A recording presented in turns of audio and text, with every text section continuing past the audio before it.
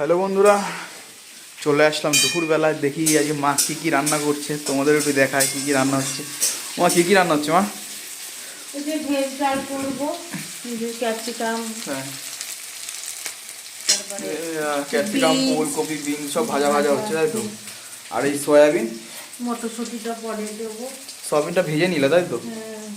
Soybean করবো তোর জন্য, হ্যাঁ। আর একটু কাশ্মীরি আলুর দম করবো, একটু ফ্রাইড রাইস করবো, নিরামিষ। এই যে বন্ধুরা, আলু কেটে রাখা হয়েছে।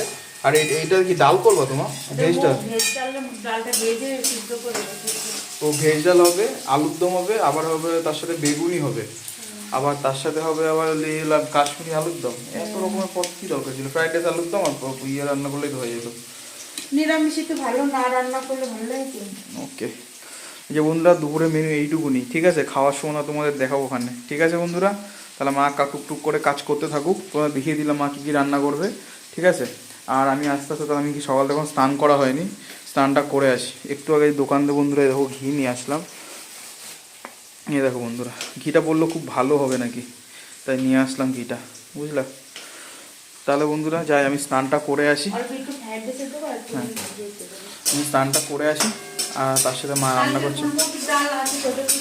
হ্যাঁ হ্যাঁ হ্যাঁ, আমার হলেই হলো অল্প একটুখানি। ঠিক আছে বন্ধুরা, টাটা।